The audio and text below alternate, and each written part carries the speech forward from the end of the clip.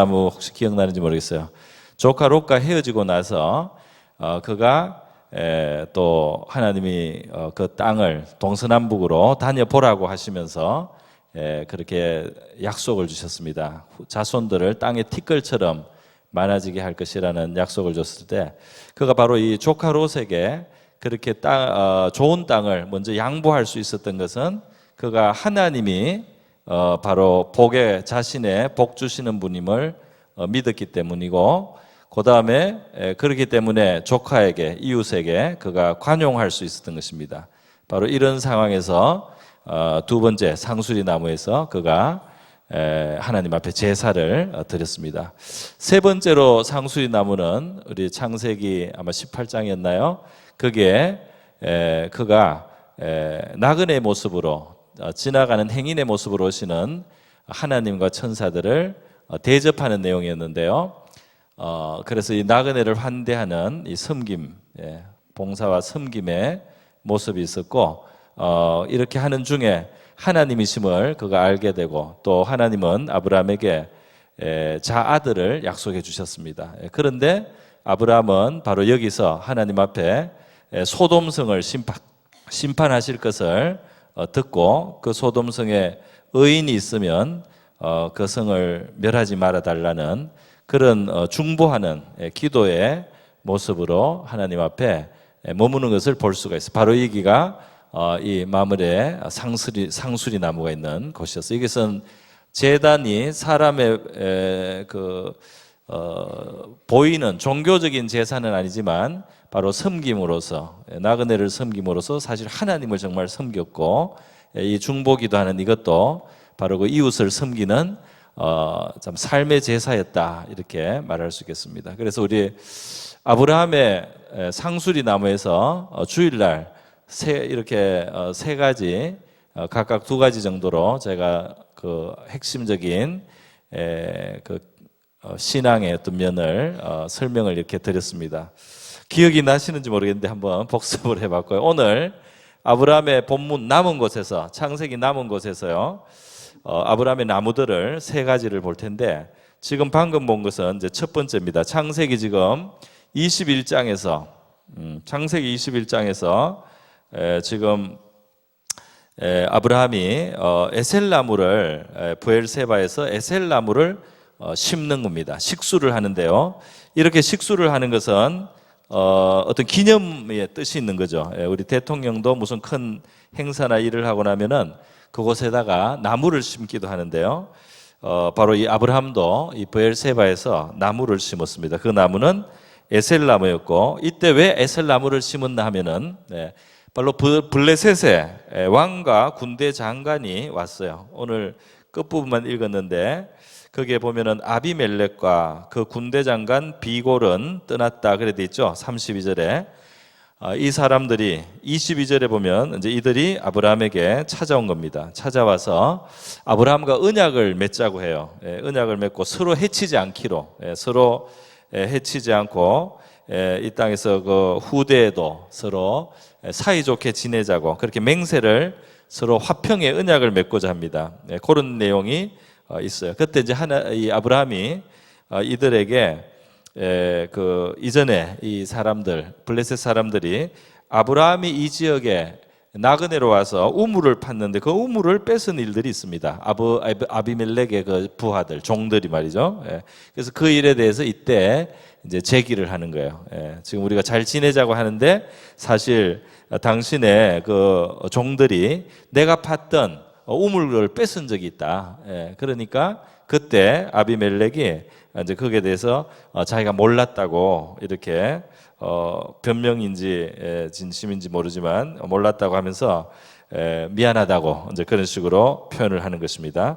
그래서 아브라함이 이 아비멜렉 왕에게 그 언약을 세웁니다. 7 암양 새끼를 주면서 지금 여기 있는 이 우물이 아브라함 내가 판 우물이라는 것을 당신이 인정하는 것으로 하라고. 그래서 그렇게 양을 7마리 어린 양을 주면서 이것이 아브라함이 판 아브라함의 우물이니까 이제 더 이상 여기에 문제를 이거 뺏지 않도록 여기에 이게 블레셋 땅이다 하고 아브라함이 수고해서 판 그 우물을 빼앗기는 일이 없도록 그렇게 서로 다짐을 하고 언약을 세운 그런 장면입니다. 여기 이제 에셀 나무가 등장을 했는데요.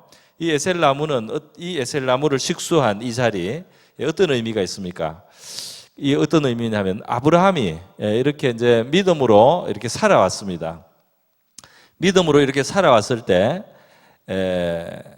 이방인이 봤을 때 바로 블레셋 왕 아비멜렉과 또 군대 장관 비골 이방인들이 봤을 때 느끼는 점이 있었어요. 무엇을 느꼈느냐 하면은 22절에 이런 말씀이 있습니다. 그때 아비멜렉과 그 군대 장관 비골이 아브라함에게 말하이르되 너가 무슨 일을 하든지 하나님이 너와 함께 계시도다 그랬어요. 아브라함을 가만히 보니까 하나님이 함께 하신다 하는 것을 느꼈다는 겁니다. 그렇기 때문에 너는 나와 내 아들과 내 손자에게 거짓되 행하지 아니하기를 이제 여기서 하나님을 가르쳐 맹세하라. 내가 내게 후대한 대로 너도 나와 내가 머무는 이 땅에서 행할 것이니라. 그래서 이제 결국은 아브라함이 무서워서 온 거예요. 아브라함이 하나님이 함께 하시는 것을 알고 두려운 생각이 들어서 우리를 해치지 마라 이렇게 나오는 겁니다. 참 이상하죠. 그 땅에 아브라함은 행인인데 아비멜렉 왕이 그리고 그 군대 장관이 와서 우리가 앞으로 잘 지내자고 이렇게 하는 겁니다. 그러니까 이것은 뭡니까? 아브라함이 이러한 삶을 살아가는 동안에 하나님의 함께 하심이 나타났어요. 하나님의 함께 하심이 나타나서 외부 사람이 봐도 저기는 하나님이 함께 하시는구나 하는 그런 인상을 이제 받았다는 것입니다. 그리고 우리 요셉이 애굽의 종으로 팔려갔는데 하나님이 요셉과 함께 하시니까 그 주인이 보기에 그 요셉이 하는 일을 하나님이 형통하게 하는 것을 봤어요. 그래서 요셉에게 뭘 이렇게 하면은 요셉이 그걸 할 때 잘 되고 그게 복스럽게 되고 이렇게 보면서 하나님이 함께하는 사람이구나 이렇게 느꼈다는 것입니다. 우리 성도의 믿음의 삶이 정말 하나님 앞에 결단이 있고 미래를 바라보고 하나님을 복의 근원으로 삼고 사람에게 관용할 줄 알고 사람을 진심으로 행위는 나에게 대갚아 줄 수 없는 사람입니다. 이것은 진정한 섬김을 말하는 거예요. 나한테 갚아줄 사람, 나한테 잘해줄 사람에게 내가 투자하는 거 이런 거 말고 그거는 받기 위해서 하는 겁니다. 이것은 선이 아니에요. 그런 것은 그냥 선이 아니고 그냥 살아가면서 지혜롭게 사는 거죠. 그런데 정말 나에게 도움이 안 되는데 그 행인에게 내가 깍듯하게 대해주고 그를 음식을 차려주고 발을 씻겨주고 이렇게 호의를 베푸는 진실한 섬김이죠. 그런 믿음으로 살고 말이죠. 하나님 앞에서 다른 사람을 위해서 진심으로 기도해 줄 수 있는 이런 마음으로 살아갈 때 그렇게 살아갈 때 하나님이 우리의 삶에 함께 해주시는 것이 나타나게 될 줄로 믿습니다. 하나님이 함께 해주시는 것이 다른 사람이 보기에도 나타날 정도로 느껴질 정도로 그렇게 나타나기 위해서는 이 믿음의 삶이 있어야 된다 이 말이에요. 믿음의 삶이 다른 사람을 향해서 나타나야 된다 말이죠. 다른 사람에게 너그럽게 양보할 수 있고 나에게 도움이 안 되는 사람에게도 내가 진심으로 섬길 수 있는 그런 믿음을 하나님 앞에서 내가 표현하면서 살아가야 되겠습니다. 그 하나님 앞에 그렇게 산 아브라함에게 드디어 아브라함은 이렇게 조카에게 관용을 베풀고 또 나그네라고 생각한 사람에게 호의를 베풀고 이렇게 했지만은 이 권세 있는 이 땅의 블레셋 왕과 또 군대 장관입니다. 이런 사람들이 아브라함을 두려워하기 시작했다 말이에요. 두려워했다. 아브라함이 무력을 막 나타내고 그래서가 아니고 하나님이 이들의 마음에 아브라함을 존대하도록 그렇게 만들어 주신 겁니다. 그래서 우리의 존귀하게 되는 것은 우리가 하나님 앞에 참 그렇게 하나님이 우리 인정해 주시고 우리가 하나님 앞에 인정받는 사람으로 이렇게 살아갈 때에 사람이 또 세상도 우리를 존대하게 될 줄로 믿습니다. 자, 이래서 에셀나무, 창세기 21장에 에셀나무, 이거는 처음에는 말이죠, 우물을 파도 뺏겼어요. 우물을 파도 무시하고 힘없는 나그네라고 생각하고 말이죠. 아비멜렉의 종들이 이거 우리 땅인데 뭐 네가 여기 네 우물이라고 하냐고 막 와서 어거지로 뺏고 이랬어요. 그래서 억울한 일도 있었고 억울함을 풀 수 있는 힘도 없었습니다. 그런데 그걸 참고 넘어가 준 거예요. 그러나 그가 꾸준히 하나님 앞에 믿음으로 살아갔을 때 결국 이 이방 사람들이 그를 두려워하게 되었단 말이야. 두려워해서 우리에게 우리 후손들과 우리에게 당신이 어려움을 주지 않기를 바란다 하고 사이좋게 좀 지내자 이렇게 하고 아브라함을 두려워하게 되었다는 것입니다. 우리 성도들의 믿음의 삶을 보고 이 세상 사람들이 막연하게 저 사람들을 우리가 건드리면 안 되겠다, 저 사람들을 우리가 사이좋게 지내야 되겠다 이런 생각이 들 정도로 하나님이 우리와 함께 하시고 또 우리를 높여줄 수 있기를 바랍니다. 하나님이 그렇게 해줄 수 있어요. 야곱이 세겜에서 그 아들들이 그 살인을 범했습니다.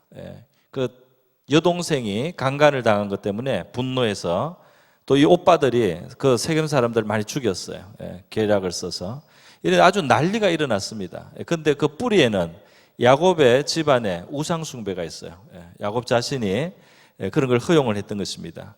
그래서 이 가나안 사람들이 야곱, 세겜 사람들 죽인 야곱의 집안을 몰살시킬 수 있는 그런 이제 큰 위기가 왔어요. 이때 야곱이 하나님께 말씀을 듣고 회개를 합니다. 모든 우상을 다 버리고요, 하나님과의 서원을 지키는 베델로 올라가는 결단을 하고 갑니다. 이렇게 그가 회개하고 정리하고 다 버리고 이제는 새로운 하나님 앞에서 정말 순종하면서 살겠다고 결단을 하고 이렇게 가니까 어떤 일이 있습니까? 창세기에 이 본문에 보면 하나님이 이 주변 사람들에게 두려운 마음을 주셔서 아무도 야곱을 해치지 못했다 그렇게 되어 있습니다. 하나님의 백성이 회개하고 하나님 앞에 결단을 하고 하나님의 뜻대로 살겠다고 그동안 아껴왔던 뭐 금부치 이런 거지만 이게 다 우상이어서 그런 거를 버리고 하나님과 약속을 지키며 살겠다고 나가니까 하나님께서 주변 사람들에게 아브라함을 두렵게 여기는 마음을 주셔서 아무도 아브라함을 해치지 못했다. 우리 창세기에 그렇게 말씀이 되어 있습니다. 그러니까 우리와 하나님의 관계가 바르게 되면 이 세상으로부터 우리 성도들이 무시를 당하지 않게 된다 말이죠. 할렐루야. 우리와 하나님 사이가 관계가 바르게 되고 우리가 하나님을 기쁘시게 하고 이렇게 할 때 세상이 성도들을 함부로 할 수 없게 된단 말이에요. 저와 여러분이 그럴 수 있기를 바랍니다. 자, 두 번째로 나오는 나무는 그 다음 장인데요, 창세기 22장입니다. 창세기 22장에는 어떤 사건이 있습니까? 하나님께서 아브라함에게 그 하나뿐인 독자 이삭을 번제로 바치라고 해요. 그래서 이삭을 번제로 바치라고 하니까 아브라함이 순종을 합니다. 그 하나님이 어떻게 하실 것이다, 살릴 것이다, 아마 이렇게 믿었다고 신약 성경에는 설명이 되어 있죠. 어쨌든 참 할 수 없는, 인간적으로는 참 어려운 일인데 믿음을 가지고 있어요. 하나님 앞에 믿음을 가지니까 이게 그렇게 어려운 일도 아니에요. 그래서 아브라함이 하나님이 지시하는 모리아 산으로 가서 데리고 왔던 종들은 떼어놓고 아들만 데리고 산으로 올라갑니다. 아들에게 이 번제 장작을 지우고 말이죠, 불을 들게 하고 칼을 들고 이 산에 올라가서 진짜 아들을 잡으려고 했잖아요. 그렇게 아들을 잡으려고 할 때 칼을 빼드니까 하나님께서 하늘에서 불렀어요. 아브라함아 중단해라. 너가 진실로 나를 경외하는 줄 알겠다. 이제 아들에게 칼 대지 마라. 너가 정말 나를 경외하는구나. 내가 진실로 너를 축복하겠다. 너가 이렇게까지 나를 경외하는 것을 내가 알았기 때문에 이제는 내가 진실로 너를 축복하고 내 아들을 축복하고 내 후손을 무지막지하게 내가 하늘의 별처럼 그렇게 번성하게 해주겠다 하고 하나님이 축복을 해주셨어요.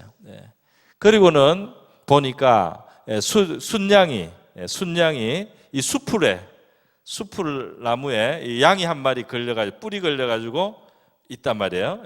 뿌리 걸려가지고 딱 이제 번제단은 지금 이미 제단은 쌓았는데 이게 아들 이삭을 바치려고 하다가 하나님이 아들을 스탑시켰잖아요. 보니까 이게 순양을 한 마리 하나님이 예비해 놔셨어요. 그래서 아브라함이 하나님의 뜻인 줄 알고 이 순양을 가져다가 여기서 제사를 드렸습니다. 감사의 제사를 드렸죠. 이 사건을 가지고 이제 이것을 여호와 이레라고 했어요. 여호와 이레.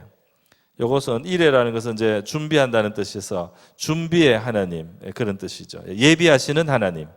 하나님이 수장을 벌써 다 예비하시고 내 아들을 잡으라고 하면서 내 믿음을 시험하셨지만은 하나님은 미리 양을 다 잡아 준비하셔서 양으로 제사를 드릴 수 있도록 미리 다 준비하셨다.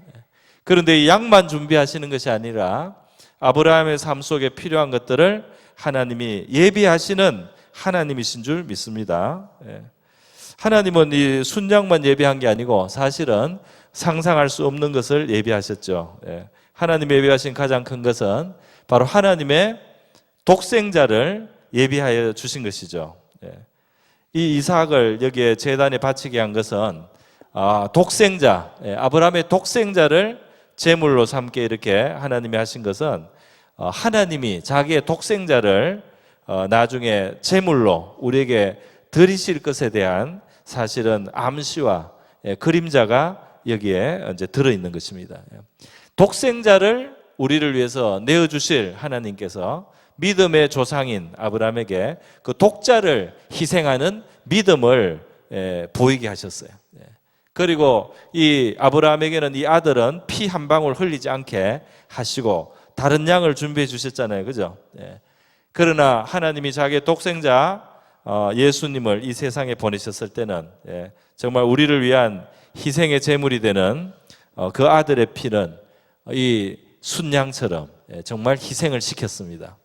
하나님은 정말 자기의 독생자는 희생을 시켰어요. 그 우리를 위해서 예비하신 하나님의 모든 예비하신 것 중에 가장 위대한 것은 바로 하나님의 아들입니다. 예수 그리스도가 하나님이 우리를 위해서 예비하신 가장 위대한 하나님의 선물인 줄로 믿습니다. 예수님의 희생, 이것이 우리에게 제일 중요하고 우리가 구해야 될 그 어떤 것보다도 귀하고 값진 것은 하나님의 아들의 희생이다 말이죠. 그것을 하나님은 준비하셨고 우리에게 베풀어 주셨단 말이에요. 그래서 이 아들을 아끼지 않고 우리에게 주신 하나님께서 우리에게 좋은 것을 아끼시겠느냐? 로마서에서는 이렇게 묻습니다. 가장 좋은 것을 예비하시는 하나님께서 우리의 삶 속에 좋은 것을 예비하시지 않겠느냐? 우리에게 좋은 것을 주시려고 하시지 않겠느냐? 이렇게 묻습니다. 자, 그런데 하나 생각할 게 있어요. 하나님이 예비하신 이 순양은 말이죠. 하나님이 예비하신 이 순양은 언제 발견이 되었습니까? 바로 아브라함이 순종해서 아모리산에 감으로, 그리고 그 정상에 감으로, 그리고 그 아들을 잡는 데까지 감으로 예비하신 그 순양이 발견이 됐습니다. 할렐루야. 만약에 아브라함이 이 모리아 산으로 가지 않고 순종하지 않으면 예비하신 하나님의 순양은 그가 보지도 못하는 거죠. 그가 볼 수 있겠습니까? 이 산의 정상에 가지 않고 이 예비하신 순양을 볼 수가 있겠습니까? 그러니까 하나님의 뜻에 온전히 순종하지 않으면 하나님이 예비하신 것을 우리가 볼 수가 없다는 거죠. 하나님이 예비하신 것을 보려면 하나님께 온전한 순종을 해서 사실 이 아들을 바치는 것은 자기를 부인하는 겁니다. 이 아들을 바치는 건 아들이 아니고 자기의 생명을 바치는 거예요. 아브라함에게 있어서 자기를 부인한 바로 십자가입니다. 아브라함의 십자가죠. 그럴 때에 하나님이 예비하신 것이 아브라함에게 드러날 수가 있었다 말이죠. 그러니까 우리 성도들의 삶 속에도 하나님께 순종을 해서 우리의 자기를 부인하고 주님의 뜻을 따라 가야지 우리도 그때 여호와 일의 하나님을 경험하게 될 줄로 믿습니다. 하나님을 경험하는 것은 순종하는 그 걸음 뒤에 있다 이 말입니다. 자, 이것이 이 바로 수풀이에요. 여러분, 이 수풀이라고 하는 건 수풀나무겠죠. 이 숲을 막 얼기절기 있는 거예요. 이 숲은 뭐 대단한 나무는 아닙니다. 백향목이라든지 레바논의 잣나무라든지 아주 멋진 나무들, 큰 나무들이 있어요. 근데 한 가지 알아야 될 것은 크고 멋있는 백향목이나 잣나무가 순양을 잡지는 못하죠.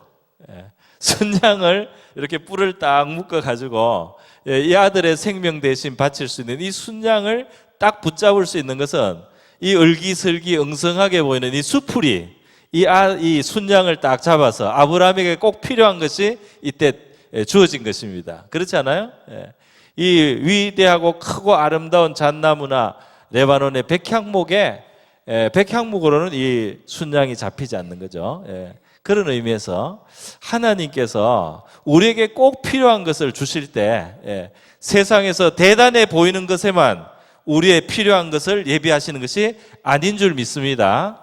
세상에서 별것 아니게 보이고 대단치 않게 보이고 좀 소박하게 보이고 좀 부실하게 보이는 그것으로도 하나님은 우리에게 꼭 필요한 것을 공급하실 수 있는 줄 믿습니다. 별것 아닌 거 보이는 바로 그것이 우리에게 제일 딱 맞는 것이다 이 말이에요. 우리에게 필요한 것을 딱 거기에 하나님이 붙들어 놓을 수 있다 이 말입니다. 뭐 대단한 나무라고 거기에 내가 필요한 것이 있는 것은 아니다 이 말입니다. 대충 생긴 것 같은 바로 이 수풀레, 아브라함에게 제일 이 순간 필요한 제사 드릴 순양은 엉성한 수풀에다가 하나님이 딱 잡아놨어요. 그러니까 여러분, 수풀을 무시하지 말기를 바랍니다. 수풀 같은 거 무시하고 무조건 백향목 찾고 무조건 레바논의 좋은 잣나무를 찾는 게 아니에요. 우리에게 꼭 필요한 것은 하나님이 알아서 엉성한데도 우리에게 제일 필요하고 중요한 것을 하나님이 거기에 우리 딱 좋은 것을 두실 수 있습니다.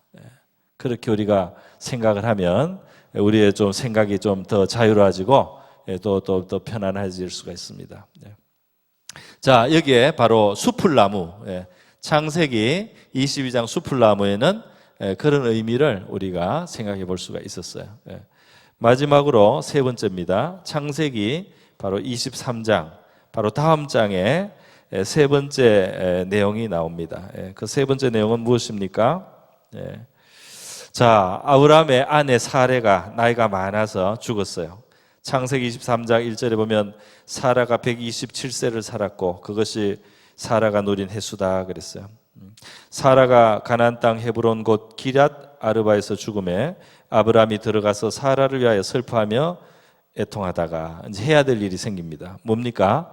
사라를 장례를 지내야 되는 거죠. 사라의 죽음에 사라가 죽어서 장례를 지내야 되는데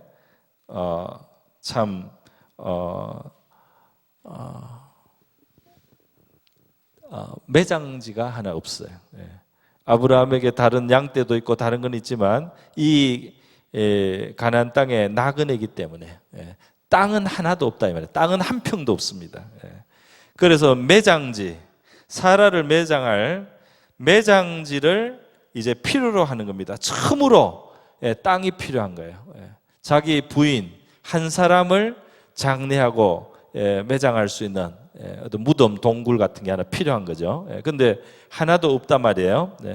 자, 그래서 아브라함은 그 지역에 이제 그 유지고 그곳에 땅을 가지고 있는 사람에게 가서요, 에브론이라고 하는 사람에게 갑니다. 그래서 이제 이 묻을 수 있는 굴을 포함한 밭을 하나 사는 거예요. 그 밭 주변 밭이 있고 여기에 어떤 굴이 하나 있었던 것 같아요. 그래서 이 굴을 이제 사기 위해서 다른 사람들을 정인으로 해서 거기에서 에브론에게 아브라함이 절을 했다 그래요. 몸을 굽히고 그 땅 백성들이 듣는 데서 13절에 보면 에브론에게 말하 이르되 당신이 합당히 여기면 청하건대 내 말을 들어소서. 내가 그 밭값을 당신에게 주리니 당신은 내게서 받으시오. 그러니까 이제 내가 돈을 줄 테니까 그 밭을 파세요. 그런 거예요. 예. 내가 나의 죽은 자를 거기 장사하겠노라. 예. 내가 아내가 죽어서 무덤이 필요하니까 그 밭을 좀 파십시오. 내가 값을 쳐드리겠습니다. 그랬어요. 에브론이 아브라함에게 대답했습니다. 내 주여 내 말을 들으소서. 땅값은 은 400세겔이나 그것이 나와 당신 사이에 무슨 문제가 되리까? 당신의 죽은 자를 장사하소서 그랬어요. 그러니까 이 에브론은 이제 말하는 방식이 우리가 무슨 이 돈을 받고 내가 땅을 주겠습니까? 당신과 내 사이에 그냥 여기에 장지로 쓰십시오. 이렇게 말을 하는 거예요. 그러면서 얼마인지는 말을 했어요. 은 400세겔이라고. 그러니까 이게 굉장히 이게 부드럽게 말하는 겁니다. 부드럽게 아주 공손하게 예의를 다해서 또 체면을 서로 세우면서 이제 말하는 방식이라도 할 수 있어요. 그래서 아브라함이 에브론의 말을 따라 에브론이 해쪽 소객이 듣는 데서 말한 대로 상인이 통용하는 은 400세겔을 달아 에브론에게 주었더니, 그래서 이제 돈을 주고 이 땅을 삽니다. 마므레 앞 막벨라에 있는 에브론의 밭, 그 밭과 거기에 속한 굴과 그 밭과 그 주위에 둘린 모든 나무가 성문에 들어온 모든 해족속이 보는 데서 아브라함의 소유로 확정된지라. 그렇게 돼 있어요. 할렐루야. 자, 여러분, 하나님은 가나안 땅을 아브라함에게 주겠다고 말씀하셨어요.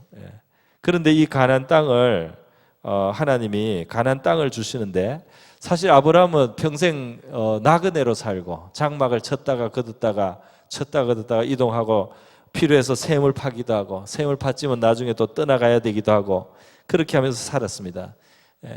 하나님은 정말 이 땅을, 이 가나안 땅 동과 서로 종과 행으로 내가 동서남북을 보는 대로 내가 다 주겠다 이렇게 했지만, 그의 생애 동안에는 이 순간까지 땅이 한 평도 자기 땅은 없었다 이 말이에요.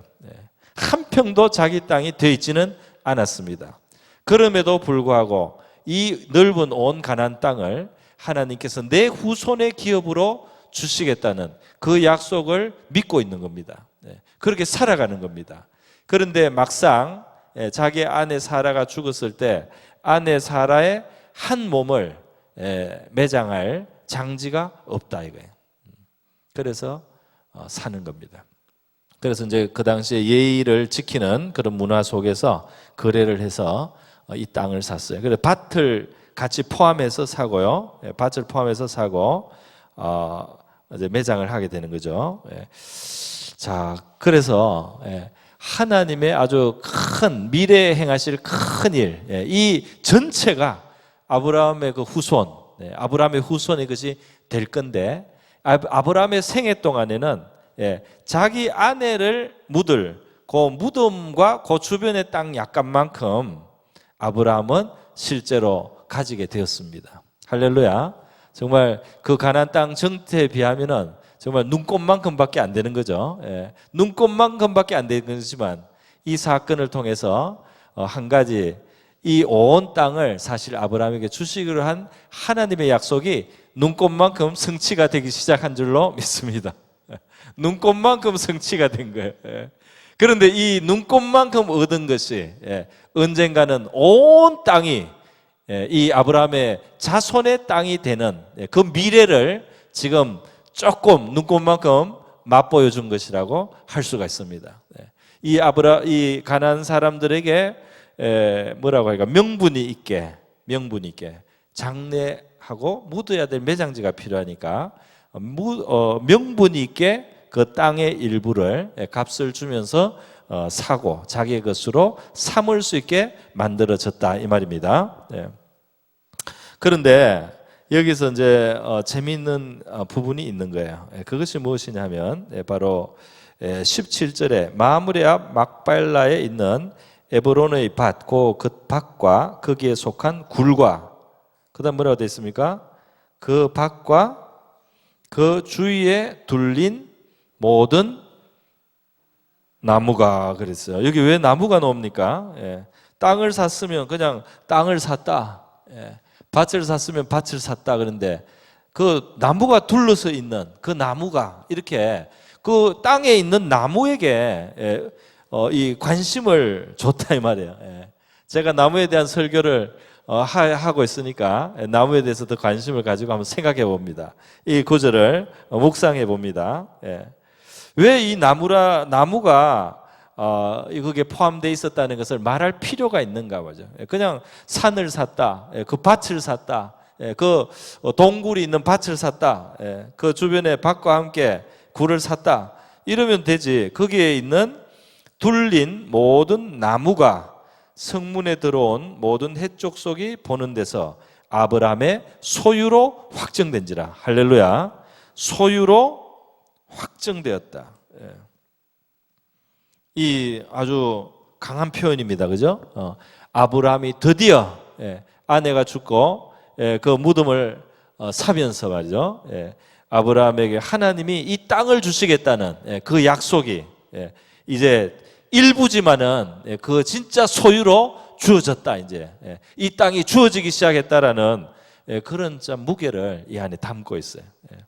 우리의 삶 속에도 작은 징조가 하나님이 하실 수 있는 큰 일, 큰 약속의 징조로 우리에게 그것을 좀 볼 수 있는 믿음이 있을 수 있기를 바랍니다. 하나님이 작은 기도에 응답하시면 큰 기도에도 응답해 주실 수 있지 않겠습니까? 하나님께서 나에게 작은 평안을 주시면 큰 평안도 주실 수 있지 않겠습니까? 하나님이 나에게 일용할 양식을 주시면 내 1년의 양식, 평생의 양식도 하나님이 주실 수 있지 않겠습니까? 하나님이 오늘 나를 살게 하시면은 올해도 나를 살게 하고 내 평생에 나를 살게 할 수 있지 않겠습니까? 이 굉장히 작은 거지만 하나님이 하시겠다고 한 큰 것의 일부가 이루어졌다 이 말입니다. 그런데 다시 이 땅만 말한 것이 아니고 그 땅에 있는 나무도 아브라함의 소유로 확정된지라 이렇게 말을 했어요. 그죠? 그 모든 나무가 성문에 들어온 모든 해족속이 보는 데서 아브라함의 소유로 확정된지라. 그래서 여기에 사실 이 나무를 상당히 강조한 거죠. 그 땅만 말하지 않고 그 땅에 둘린 그 나무도 아브라함의 소유가 되었다. 이렇게 말을 하는 겁니다. 그렇지 않아요? 이게 조금 특이하다고 생각됩니다. 이렇게 말을 안 해도 되는데 구태여. 땅뿐만 아니라 그 밭에 둘린 나무도 아브라함의 소유가 되었다. 처음부터 나무를 사겠다 안 했어요. 그냥 매장지가 필요하고 그 매장지가 포함된 밭을 나에게 팔으라 그랬거든요. 그런데 나무도 아브라함에게 소유로 확정되었다. 그렇게 말씀을 하고 있습니다. 여기에서 어떤 우리가 의미를 한번 생각해 볼 수 있겠어요. 왜냐하면 무덤이에요. 무덤. 소유지는 소유지인데 그 말하면 죽음과 관련된 땅입니다. 죽은 자를 하고 거기는 죽음이 있는 곳이에요. 그런데 이 나무가 굉장히 아름답고 또 보기에 좋고 눈에 띄었음이 분명합니다. 눈에 탁 들어오는 거예요. 그 둘린 나무들이 굉장히 보기가 좋았어요. 아브라함은 이 매장지만 원래 사겠다는 목적으로 샀지만 그 밭이 둘린 곳에는 정말 멋있는 나무들이 거기에 서 있더라 말이죠. 그리고 아브라함이 돈 주고 그 밭을 살 때 이 나무도 아브라함의 소유가 되었다. 이렇게 말하는 거 아닙니까? 그러니까 이 나무도 아브라함의 것이 됐다는 것에 뭔가 이 무게를 실어주면서요. 뭔가 의미를 담으려고 이 본문에 노력한 것으로 그렇게 보입니다. 바로 죽음의 장소인데 죽음을 두는 곳인데 이 생명이 있고 자라고 성장하는 그 나무, 아름다운 나무, 살아있는 나무, 성장하는 나무가 그곳에 있다. 그래서 이것이 단순한 죽음의 땅, 아내의 시신을 묻는 땅 그 정도가 아니고 여기에 생명이 있고 성장이 있고 미래가 있는 땅이라는 것을 여기 암시하고 있다 이 말입니다. 할렐루야. 이 땅은 아내를 묻는 슬픔의 장소지만 동시에 미래가 있는 아브라함의 후손들이 나중에 누리게 될 이 가나안 땅의 기업을 상징하는 것이기 때문에 마치 이 둘린 나무가 말이죠. 시편 128편에 이런 표현이 있죠. 시편 128편에 어떤 그 표현이 있느냐 하면 내 상에 둘린 자녀들은 감람나무 같을 것이며 그런 표현이 있어요. 혹시 기억하시는지 모르겠어요. 하나님께서 여호와를 경외하는 자는 이런 복을 받을 것이다. 그 안에는 이 들노루 사슴 같고 그리고 이 포도나무 같고 그리고 이 상에 둘린 자녀들은 감람나무 같을 것이다. 이렇게 그 자녀들을 감람나무에 둘린 감람나무에 비유한 적이 있습니다. 그래서 아브라함이 아내의 무덤으로 산 그 땅에 생명의 나무, 이 자라는 나무, 미래가 있는 그런 나무가 그곳에 있었는데 그 나무도 아브라함의 것이 되었다. 이렇게 표현해서요.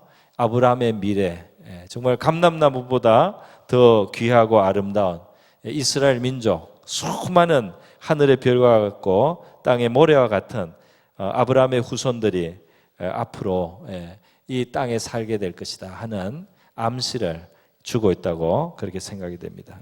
그래서 아브라함의 이 슬픈 일이지만은 그 속에 큰 약속이 성취되어 가고 미래가 엿보이는 바로 그런 순간이라고 할 수가 있겠습니다. 정말 하나님의 큰 약속이 있었는데 이 살해 장례를 하는 과정에 정말 땅이 주어졌습니다. 할렐루야. 정말 약속의 땅이 실제가 된 거예요. 한 평도 자기 땅이 없었는데 이제는 정말 자기 땅이 생긴 겁니다. 비록 그것이 무덤이지만 무덤을 위한 밭이지만 그 밭은 무덤으로 끝나는 것이 아니라 미래에 수많은 저 나무보다 더 많고 더 아름답고 더 흥황할 아브라함의 후손들이 장차 이 땅을 누리게 될 것이라는 그런 암시를 가지고 아브라함은 이 땅을 자기의 소유로 가지게 된 것입니다. 할렐루야. 그래서 여러분, 하나님께서 우리의 삶 속에 주시는 작은 은혜를 우리가 귀중하게 여겨야 될 줄로 믿습니다. 하나님이 나에게 한 번의 감동을 주고 한 번의 은혜를 주고 한 번의 응답을 주시고 한 번의 도움을 주신 것을 우리가 작은 것으로 생각해서는 안 될 줄 믿습니다. 그때 나를 도우신 하나님은 앞으로도 도우시고 더 크고 위대한 일에도 나의 구원자가 되실 수 있는 줄로 믿습니다. 나의 그 작은 도움, 나에게 필요한 그 작은 도움에 응답해 주셨던 하나님은 큰 일에도 나의 도움이 되실 수 있는 줄로 믿습니다. 그래서 우리 하나님 앞에서요, 우리의 삶 속에 이 아브라함은 위대한 약속을 받고 자기의 생애 동안에는 많이 이루어진 것은 아니지만 하나님이 이렇게 이웃에게 무시당하지 않고 오히려 무시당했던 때도 있어요. 그러나 나중에는 두렵게 여김을 받는 사람으로 만들어 주시고 그에게 딱 맞는 방식으로 그에게 꼭 필요한 것들을 예비해 주신 하나님을 경험을 하고 그리고 작은 것이지만 장차 오는 큰 좋은 하나님의 선물을 항상 기대하고 살아갈 수 있도록 해주셨습니다. 우리 성도들 우리의 사는 생애 동안에도 지금보다 더 나은 미래를 우리가 소망할 수 있겠죠.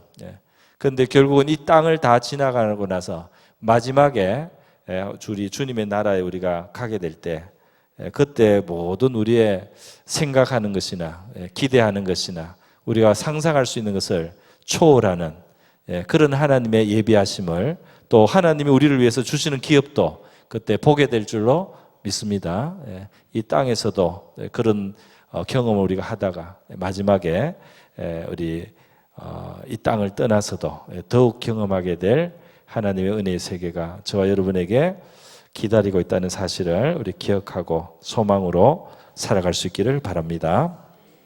우리 시간 다 같이 한번 기도하겠습니다. 기도할 때에 오늘 말씀을 따라서 우리도 하나님 앞에서 정말 믿음의 삶을 이렇게 결단하며 살아가고 우리의 믿음이 다른 사람에게 관용하거나 섬기거나 이러한 모습으로 좀 나타날 수 있는, 표현할 수 있는 그런 생활 속에 살아있는 믿음이 되게 해달라고 기도하고요.